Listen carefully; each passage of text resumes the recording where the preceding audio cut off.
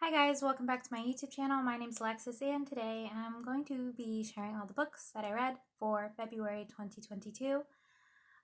Essentially I ended up not posting and I'm probably going to be doing that uh, in general when I'm not in the mood for it, but I wasn't feeling very positive, so I didn't want to be talking about, this hobby that, sparks my enjoyment when I'm not feeling up for it. So I didn't want to spread any negative vibes, whether it be from personal matters or international matters. With everything going on in the news, it's hard to think about anything good going on. So I do end up using books as an escape, as most of us do. So let's get into it. I read a total of 13 books for February, so I'll be starting with that. Now, don't mind me looking down here because I do have my notes for what I read. 13 books I consumed. This is the most amount of books I've consumed in a month, I think. But that is definitely due to most of them being audiobooks. I never thought I'd be an audiobook person, but it was free, and I thought this might be a smarter way to approach trying out new authors, especially if I'm not familiar with the trope or if I am not familiar with their writing style. So it's a nice taste test without spending any money. So the first book I read, I continued the Hillians of Havisham series by Lorraine Heath, and the first one is The Viscount and the Vixen.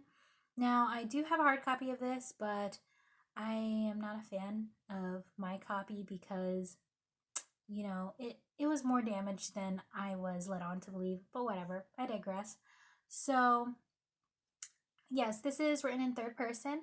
It features a historical romance, obviously, marriage of convenience, history of loss and neglect, and pregnancy trope. Now, the widower Marquis wants an heir, so he puts an ad in the paper drawing the attention of Portia. And after some corresponding, Portia arrives on the premises. The Marquess's Viscount son, Locksley, does not approve of this madness of, getting married to each other, yet he takes his father's place, entering the marriage strictly to obtain an heir. Having grown up with a mad father whose wife died too soon, Locksley did not want to love. Portia, on the other hand, had secretly hoped, but she did not expect to find it in their marriage, as she was running from her past. In need of protection, Portia hides her own secrets. Now, this I couldn't fully give a full 5 stars because of certain things that panned out for me.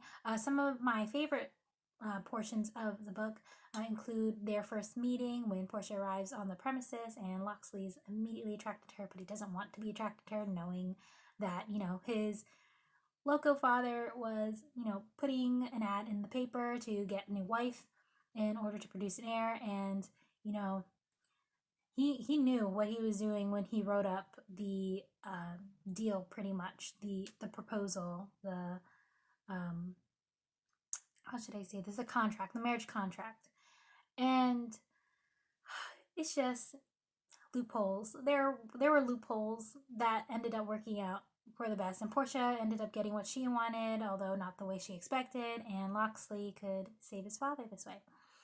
I also enjoyed the fact that, the Marquess gave, is it Marquess or Marquis? One of those. I'm pretty sure it's Marquess.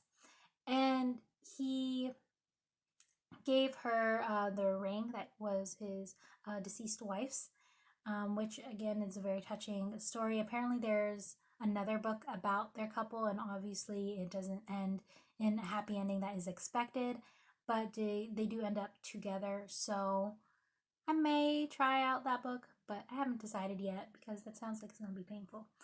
And aside from that, there's also piano play because Portia knows how to play piano, and Locksley was kind of not familiar with the sound of music anymore because the room that had the piano was his mother's and wasn't particularly used because the Marquess didn't want anything touched since her passing when Locksley was born. So, yeah, those were some of my favorite parts. Yeah. So I will say that this book was pleasant, but I can't say it was a climactic last quarter for me. Um, my reason for 4 stars being that, all in all, that was perhaps just as good as book two, which was The Earl Takes All. And I'm not sure if I like this one more or book two more. Probably the last book more, in all honesty, although book two is highly favorited. And yeah, 4 out of 5 stars. I will say though, this can be read as a standalone, as can the other two books, but they're alluded to. So, do with as you will. I did end up reading it in order, but personally, I think book one, can be without. I could have gone without that, but book two and three were fairly enjoyable. I may pick up the book that is about the Marquess. So we'll see. Now, the next book I went into was The Doctor using Kindle. I ended up getting a free copy through email subscription, so I mean, great. But also, I never tried this author, so I thought, why not? And I've been hearing a lot of great things about The Pool Boy, which is the second book of the series, but I ended up starting at the beginning with The Doctor, and it is written in first person, only from the female perspective. I wasn't too crazy about that. I would have liked to see more about the male perspective, but it features a contemporary romance, age gap of 20 plus years. Yes, you heard that correct. And it is, the love interest with the ex boyfriend's father. So, when she no longer wants to maintain what's left of her relationship with her longtime boyfriend, Preston, Cassidy ends things. Not long after, she starts seeing Greg, Preston's doctor dad. Despite the taboo aspect of it all, Cassidy and Greg cannot deny their mutual attraction. At times, I felt it was uncomfortable, or that I should have been uncomfortable. An example would be Greg catching Preston and Cassidy poolside and deciding to watch. You can guess, and you'd probably be correct, what he was watching them do. And admitting to being attracted to Cassidy in a prom dress. I think that is somewhat problematic with how it was written because, again, Cassidy was just legal. Like, she wasn't even legal yet when, spotted later on, but whatever. By the time they got together, she was already 18, but again, newly 18. I guess some of my favorite moments include, the prom dress play, movie references, concert, and poolside together when it's Greg and Cassidy, not, Greg watching things. And, playing doctor, which I kind of want to see more if I read other books that have one of the love interests being a doctor, and a birthday gift. So, why I enjoyed it? Greg was definitely a doctor fantasy, and it was definitely steamy. However, I wanted perhaps more development in their relationship, and I didn't appreciate the acting like a child situation. I wanted him to show more guilt about tiptoeing around Preston. It kind of felt like they weren't as concerned as they should be, especially considering Cassidy and Preston were each other's first, and they were best friends before that, before Preston had changed and Cassidy and him grew apart. So I feel like there should have been more guilt, and there should have been more, consoling of relationships. So that was an issue for me. Aside from that, I greatly appreciated that, they were still acknowledging the fact that it could be an issue with, or it was an issue with Preston. But again, I didn't feel like it wrapped up the way it should have. It kind of felt too nice and neat for me. Should have been a little more messy considering everything going on. And yeah, relationships should have been more fleshed out. That's pretty much it. I'm not opposed to the writing. and I may try other books by this author, perhaps Full Boy, and see what that is about. I know that is also an age gap romance, older woman, younger man that time, but again, I'm not sure because it's supposed to be best friend's son. And again, that sounds like it could be a problem, so I don't know if I'm going to be a fan. But yeah, this, The Doctor, 3 out of 5 stars. Now, the next book I'm going to be sharing is Annie's Song. This I again read through Hoopla, the audiobook. I decided to pick it up because I knew that it was going to be part of a live show hosted by Jen from the Book Refuge and Crystal from Crystal's Bookish Life. I was intrigued because of the synopsis. This is a third person story. It features a rape, marriage of convenience, slow burn, pregnancy, age gap about 10 plus years, innocence and disability representation.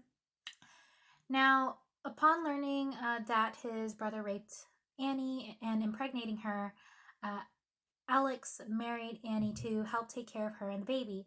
Believing she was touched in the head after a fever at an early age, Annie's family raised her in private. Annie was shut in away from the world because of her father who wanted political gains and a mother who didn't want to learn if perhaps Annie's condition was hereditary. Alex took care of her following their quick marriage of convenience. Now, some of my favorite moments, I will say, include the fact that Alex realized Annie was not, you know, as, touched as everyone thought. And that, he realized Annie could convey ideas and thoughts in her own way and be able to read lips. I also enjoyed their moments of dancing in the attic. The idea of Annie with her eggs charade, you'll understand again if you read it.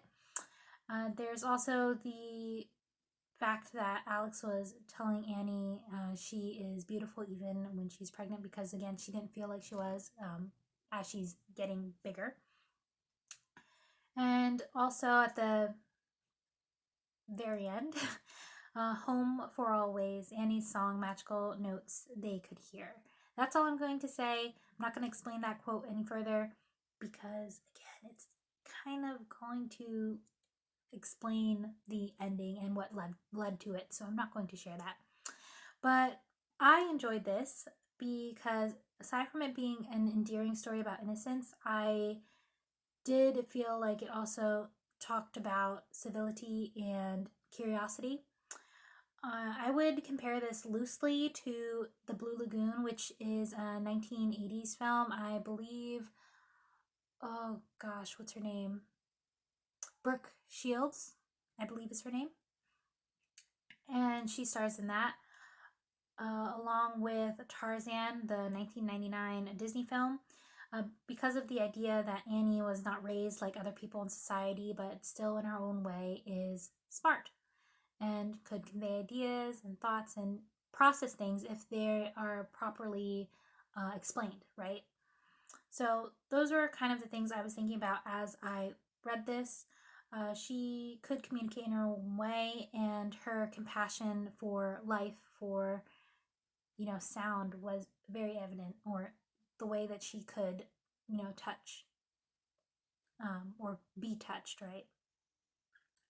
It took me a concerned minute because Annie did truly seem to have a mind of a child, yet she could conceptualize ideas and understand if explained to properly, as I said.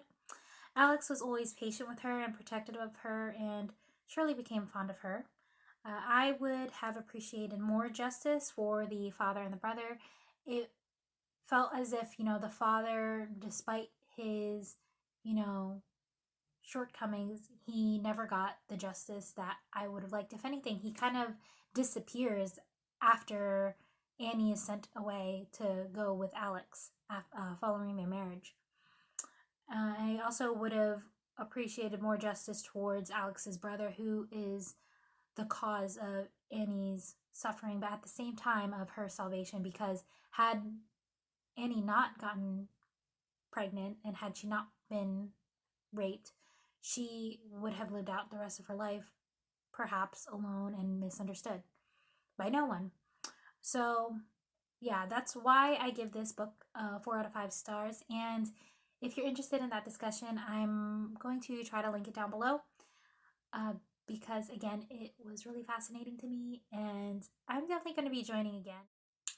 Now, the next book that I'm going to be talking about is Let Me Love You by Alexandria House.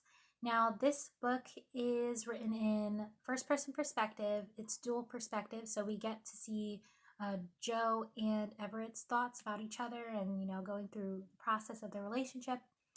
I will say that this does feature contemporary romance. It is involving scandal, crazy exes, children, and there is acknowledgement of suicide of loved one prior to the events of the book. Everett is a rapper who is instantly attracted to Joe, and she is a woman from a small town in Alabama. Both are divorced to crazy exes and navigating parenthood as they start their relationship. Now, some of my favorite moments include, well, Bridget. Bridget is Joe's best friend. And I don't know if this is just in general how I'm starting to feel about books that talk about, the friend in the first book and then having their story come later because you get to see how outrageous they are. And Bridget is definitely outrageous, best friend. Her book is the third one. I've already read the second book at this point as I'm filming this. But man, when I was reading the first book, I was like, Bridget, I have a friend like Bridget. They're great. They make your day. But anyways, I digress. Moving on from anything involving Bridget, there are also times, of course, when Everett is complimenting Joe, whether it be like cotton candy or visiting her at work and standing up for her to her boss. There's also, post performance. That's all I'm gonna say. Award show events, and of course, happy birthday and epilogue. But I'm not going to talk about that because again, you gotta read it for yourself. I enjoyed this because Everett is really smooth and he spoils Joe, who isn't used to being treated right. He reassures her and that he wants a future with her. Um, like I said, Bridget is outrageous. She deserved like a full 5 stars if I'm just talking about her. She already has 5 stars in my book. I look forward to hers the most. And the extended family, holiday and drama that's created is very familiar to me. I do have a big family, but in home, there's just me and one of my parents. But I do come from a big family, and it just felt very relatable with the drama that could happen at a cookout or holiday gatherings. So it was funny to me. And this is my first time reading from this author, so I definitely continued on with the series. I gave this 4 out of 5 stars because I did feel some things could again have been more flushed out, but all in all, this was very enjoyable. It would have been something I'd given 5 stars if it just made me cry. Like there were some things I felt like could have been pushed more to pull a tear from me, at least, and then it would have been a 5 stars. But I wasn't pushed to that point for those instances. So, all in all, 4 out of 5 stars. Now, the next book that I read was My Darling Duke by Stacy Reed. This is the first book I read by this author, and I'm very glad I did. So, this is written in third person. It's a historical romance. There's disability representation in here, a fake relationship, friends to lovers, scarred hero, somewhat Beauty and the Beast vibes. I will say that this is a love between Catherine, or Kitty, known to her friends and family, and Alexander. So, Kitty is a self proclaimed sinful wallflower along with her friends who make up the other wallflowers in the series. Seeing no other options, she fabricates a story that would intrigue the ton by declaring herself involved with the recluse Duke. Because she's pretty much on the shelf, she wants to, create this gossip that is going to positively help her family, along with her, sisters and her mother, because she knows that as the eldest, she kind of lays the groundwork for all her siblings that follow. And because her father had already passed on at this point, it's up to her to help them along with her potential marriage and helping her siblings find matches. So, very interesting backstory. Whereas Alexander, the reason he's recluse is because of an injury from years ago in an accident. Uh, kind of made him, you know, in a way, yeah, feel insecure. He didn't want to be seen as, just his disability. He wanted to be seen as who he was, and he didn't feel like he was getting that anymore with the ton being as it is.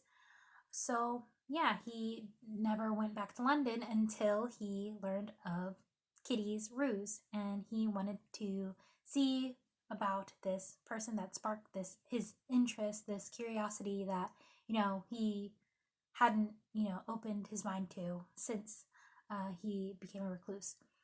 So he promised to allow the, lie to continue as long as Kitty offered honest companionship in return. Some of my favorite moments include Alexander being curious about his supposed fiance, the trip to Scotland, alone in the cabin, in the tree together. So, you know that song, so and so sitting in a tree. Yeah, that's what this gave.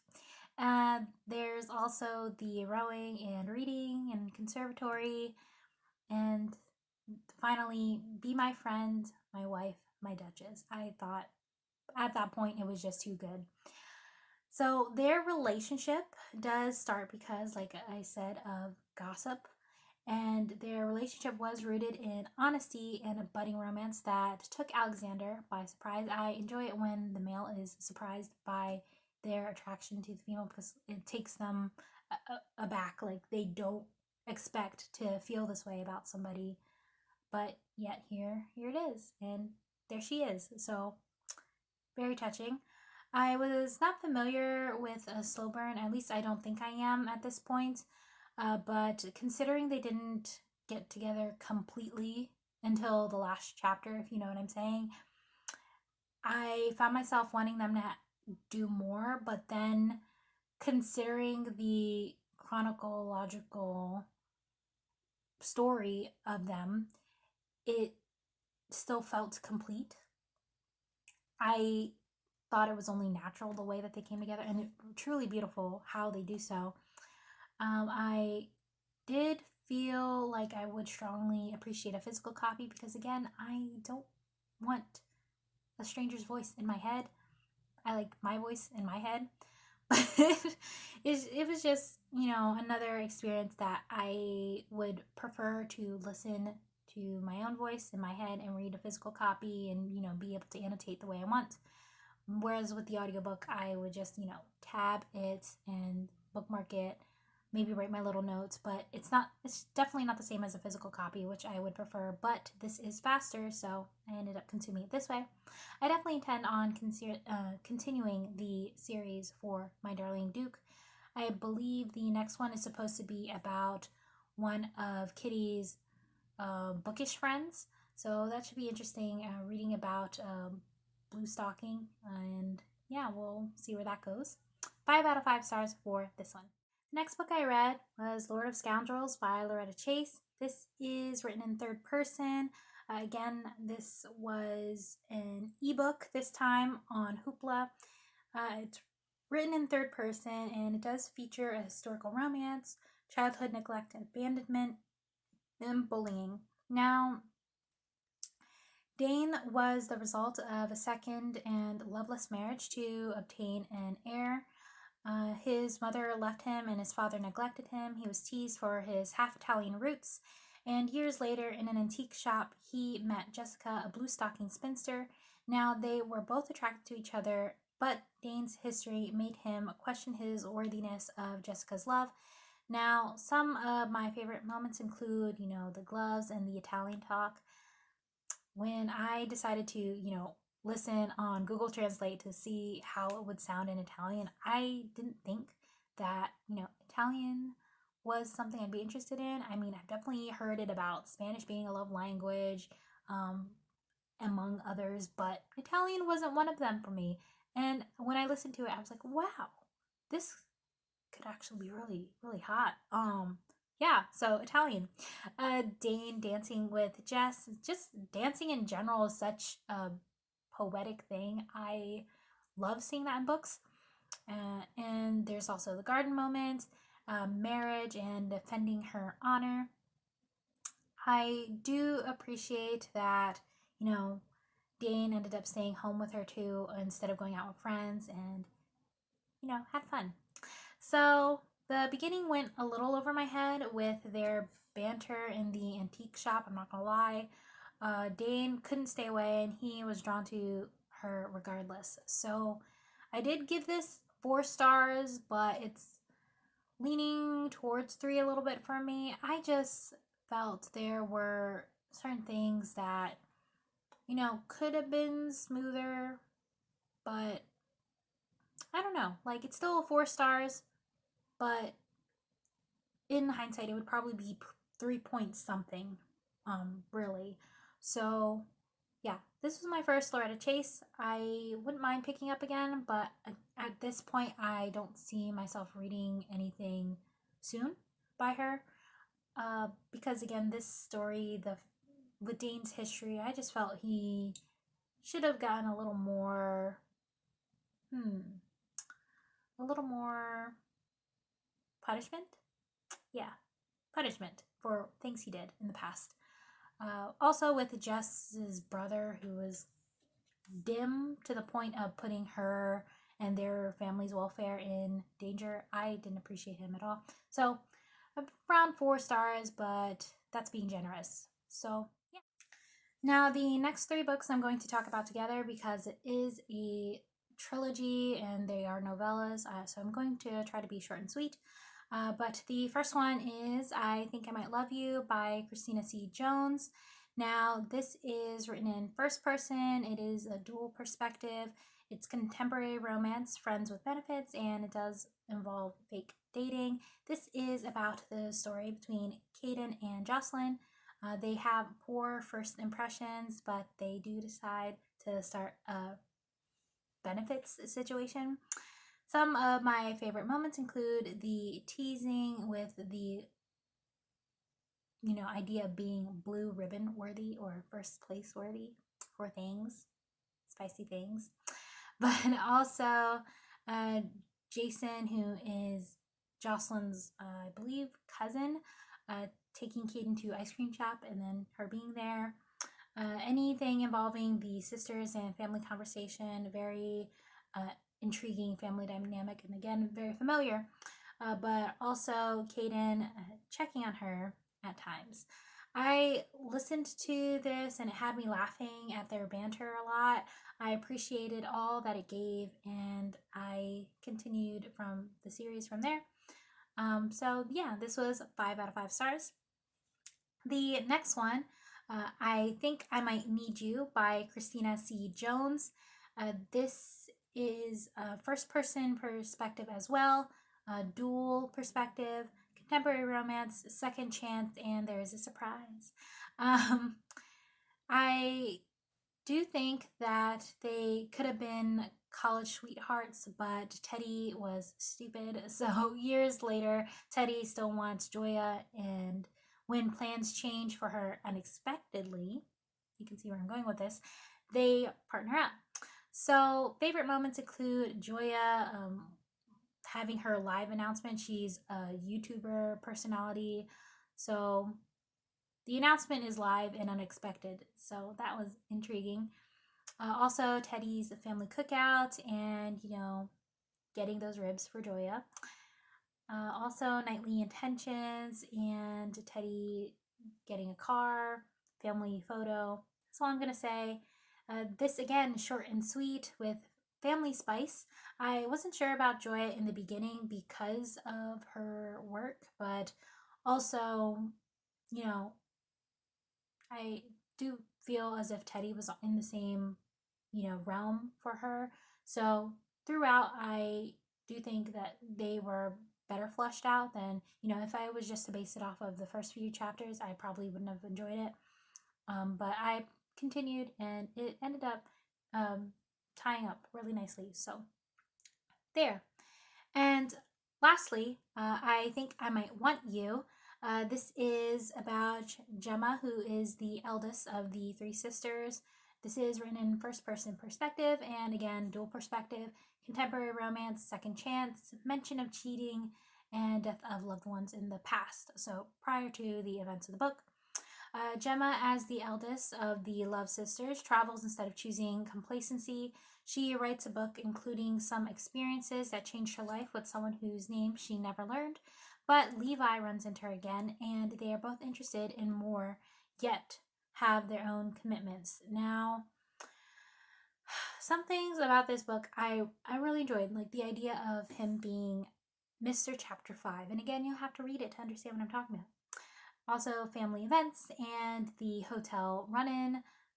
Very enjoyable. The artist lessons or the artistic session. So that was fun.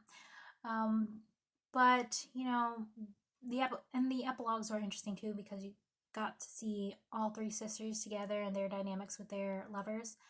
I enjoyed this because it was a cute ending, but I do feel like it left me unsatisfied because their relationship felt more like a friends with benefits all the way to the end.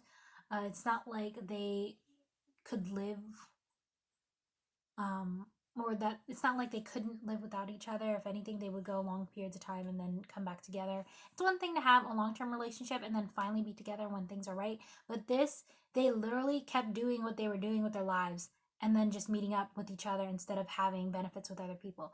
So I didn't feel like this wrapped up as, you know, together as it could have been. Like, why couldn't they travel together and do things together? Do the hobbies that they want to do together and be spontaneous together. Not just, meeting up in a city there and a country there. It's just, no. Why not together? Do things together because you enjoy doing it together. So I gave this 4 out of 5 stars. It's just, I wanted more for the end, for them. And as the eldest sibling, too, I feel like there's this pressure that could have been acknowledged as the eldest sister. And it was a little bit, but again, not as much as I would have expected.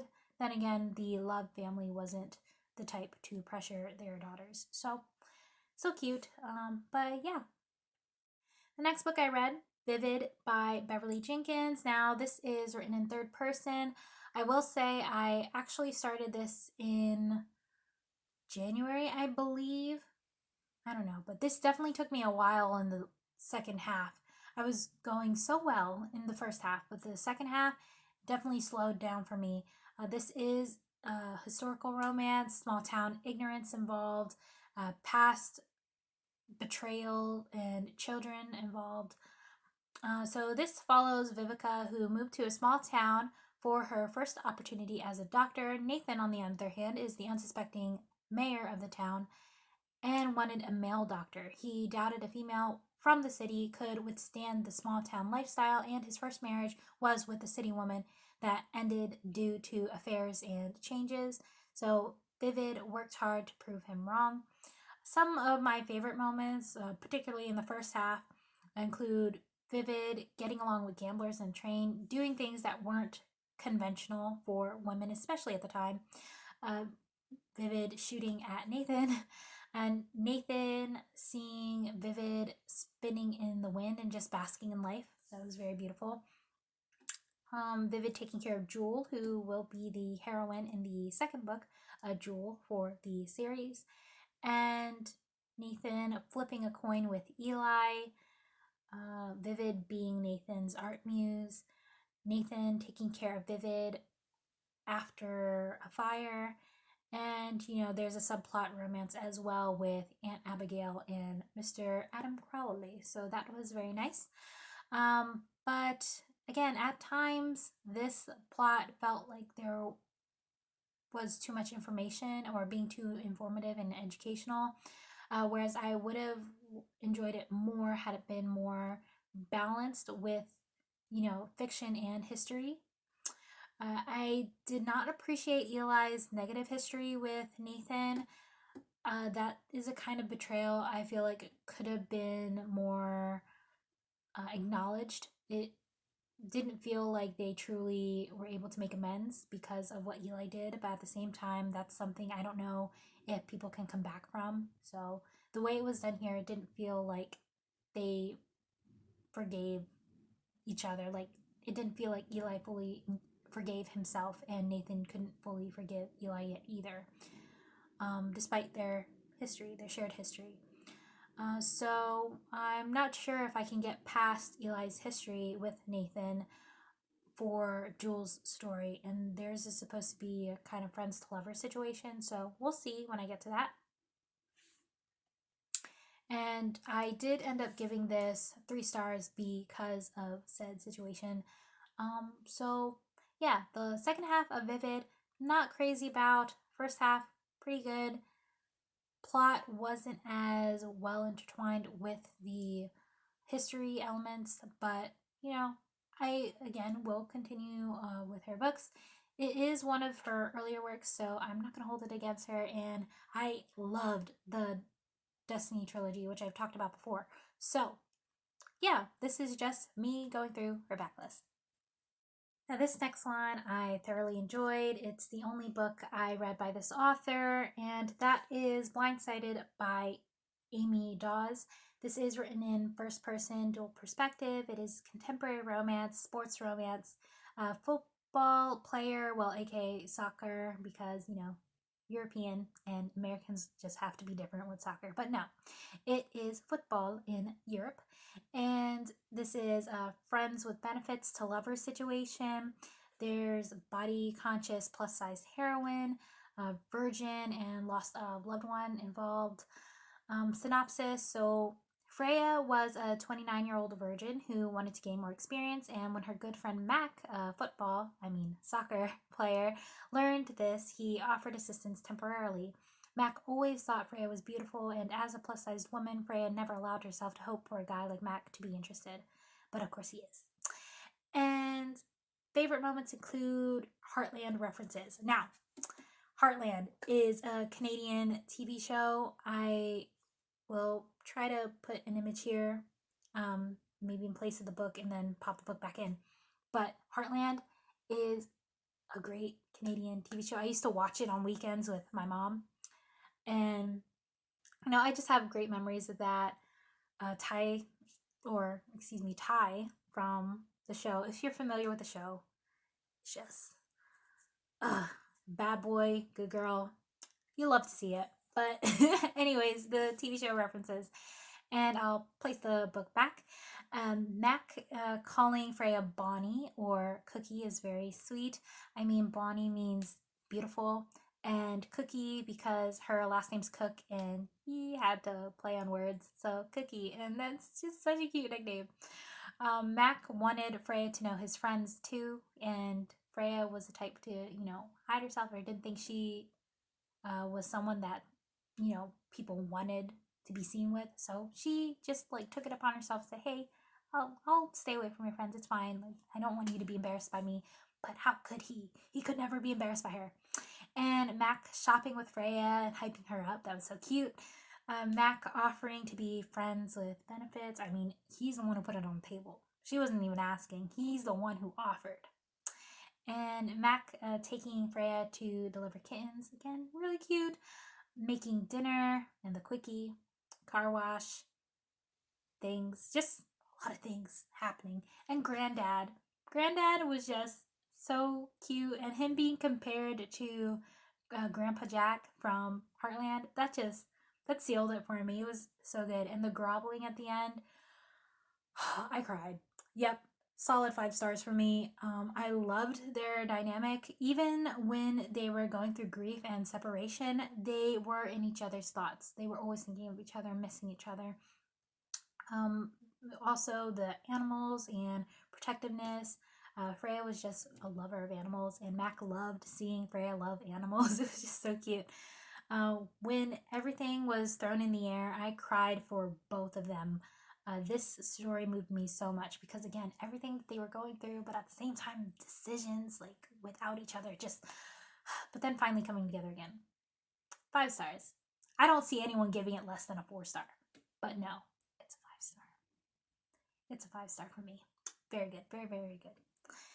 Moving on, I read The Proposal by Mary Below. Now, this is, or is it blog? Blog. Eh. Anyways, third person story, and it features historical romance, survivor's guilt, suicide, class differences, and caregiving. Now, the Survivors Club members were those who survived in a war, and they decided to take time yearly to meet each other again and catch up on life. It's kind of a support group. And Gwen was a widow who injured herself on a steep side nearby. And while Hugo was on a walk, he found her and ended up helping her by, assisting her back to where he was staying, taking care of her. And Hugo was always direct with Gwen, which intrigued her more. Some of my favorite moments include their meeting and the subtle banter but unintentional flirtation, the cove, the dance, and the hay play. That's all I'm going to say. I also enjoyed Lieutenant supporting Hugo for things involving, previous history and whatnot. Not enough spice for me. This was more heavy with the struggles and coming from different upbringings, war trauma, and survivor's guilt. I will admit there was a time I spaced out for the book, but I progressed. So this, I'm not sure if it could have been because it was, again, the audiobook. I got confused when it was talking about the other members of the Survivors Club. This is definitely something I should have picked up. If it's going to talk it like that, I should have gotten the physical copy. It would have been easier to digest. But this, for me, does show the importance of, doing what is right over what is easy. And I enjoy those type of discussions and learning to forgive yourself for, actions that were done in the past. And of course, you can't change what had happened. So learning to live with them and, forgive yourself, even if what you did in the long run helped other people. So yeah, rate over this 3 out of 5 stars because, again, I spaced out and got confused at times, and I blame it on the audiobook, so it's kind of my fault. But do what you can. And plus, I'm probably going to continue on with the series. Not sure in the immediate future, but at the same time, all the books are out, so I might as well. So there you go. And lastly, for the month of February, I read Let Me Hold You by Alexandria House. This is the second book in the McLean Brothers series. This follows Leland, who is the youngest of Everett's siblings, and Kimberly. This is written in first person, dual perspective, and it does feature contemporary romance. It is an age gap, older woman, athlete hero. There is abuse and a surprise at the end. So, Leland, being the youngest of his siblings, he became a basketball player when they grew up. Kimberly was the director of the clinic where Leland was coaching for a bit as, I guess, a guest coach for a basketball clinic. And I appreciate the title even more, Let Me Hold You, because I felt Kimberly was so hesitant to let Leland in, and not because of age, but something deeper. It wasn't because of their age difference that made her hesitate, but because of her past trauma and experience with domestic abuse. So she never had a man in her life treat her like he did. She didn't grow up with the father, and she used to always be into older men. And then she had her son, and her son wasn't, a fan of Leland either, for reasons. Some of my favorite moments include Leland getting Kimberly to check on Shamar. Shamar was one of the kids for the clinic, and he sensed something was going on in his home life. Then Leland kissing Kim for the first time. Everett's conversations with Leland about Kim, and Everett in general, him and Joe popping up was very, fun and nostalgic for me. Also, the Lil Kim comments and Leland being her biggest fan. If you know, you know. Again, you have to read it. She was his favorite rapper, with or without a W. If you get my joke, feel free to let me know. But yeah, Also, return of the pineapple comments. The pineapple levels. That should be in common lingo by now. Pineapple levels. Mine's pretty low, but pineapple levels.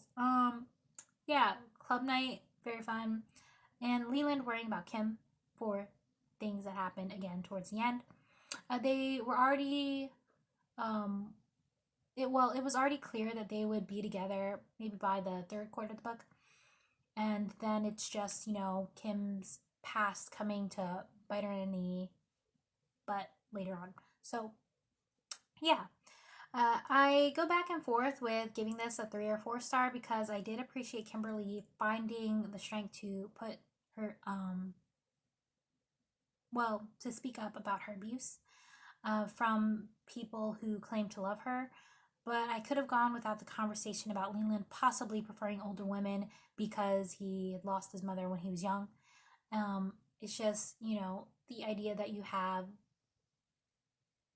interest in older people because you don't have said parent around or counterpart parent around. I just don't like that. Could just simply be because they're mature and attractive. Like, why can't you just leave it at that?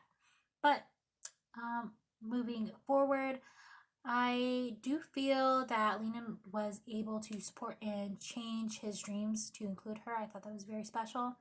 The twist in the end bumped it up for me, but I wanted Armand, Kimberly's son, to get a little more accountability for his actions. And this one does mention Sister Kat finding her husband cheating. So she's one of the McLean brothers' siblings, or one of the McLean siblings, I should say. She's the only sister. And she found out her husband cheating. Then another brother, Neil, is the one sobering up, and Nolan is clearly crushing on Bridget already. So it's Nolan and Bridget's story that's next after this one. Bridget is now single. She was together with Thomas, who's Everett's bodyguard from the first book, but that was brief. So they're broken up now. And I'm looking forward to her book, which is the next one. I did give this 4 out of 5 stars. I almost gave it 3 because of, the first half, but then towards the end, it really picked up for me. So, yeah, 4 out of 5 stars. And that concludes all the books that I read for February 2022. As you can see, I read everything using Hoopla, and I'm probably going to try to figure out a way to balance out, my physical copies with my audiobooks and ebooks now available to me, because I want to be able to, consume what I already have, but be able to try other authors that potentially didn't have access to before. And I don't want to be, feeling as if I wasted money on something that is a writing style I didn't, find myself attached to like I did in previous mistakes. So, with that being said, my name's Alexis, and until next time, happy reading.